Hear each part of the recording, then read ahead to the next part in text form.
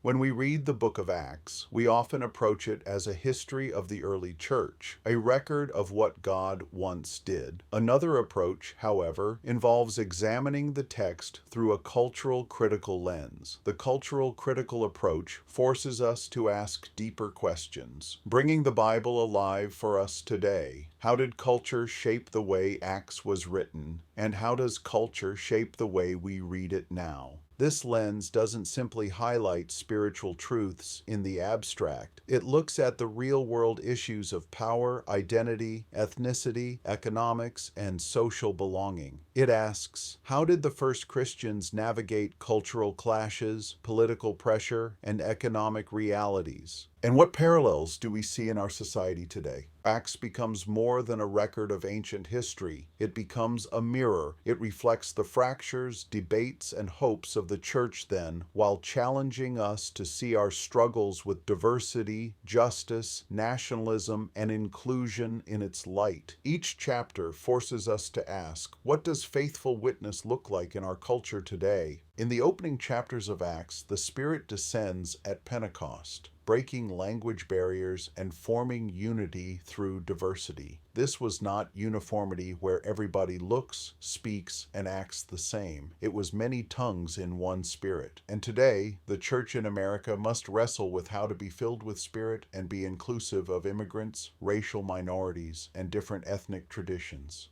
Pentecost challenges monocultural churches to become multilingual, multicultural witnesses of Christ's kingdom. In Acts 3-5, the apostles preached publicly, clashing with temple and state authorities. The early church's issues could not be clearer as the apostles' boldness faced backlash. Today, churches face exactly the same pressures when speaking prophetically about poverty, racial justice, or climate change. Public witness often collides with entrenched economic, political, and religious powers. In Acts 6-7, internal cultural tensions escalate. The complaint of Greek-speaking widows revealed inequities in the early church. Appointing Hellenist deacons showed a willingness to adapt for fairness. Today, gender, class, and ethnic inequities within congregations demand attention. Representation in leadership still echoes that early need for equity. In Acts 8, how the church treats the marginalized and includes them is especially important. The inclusion of Samaritans and an Ethiopian eunuch showed that no one was too different for the gospel. In our day, the challenge is whether LGBTQ+ Christians, immigrants, refugees, and people with disabilities find true welcome. Acts 8 pushes the church to live with full inclusivity, not just proclaim it. As we use the first part of Acts as a mirror, let us consider how our actions mirror the early church today, starting with 3 questions.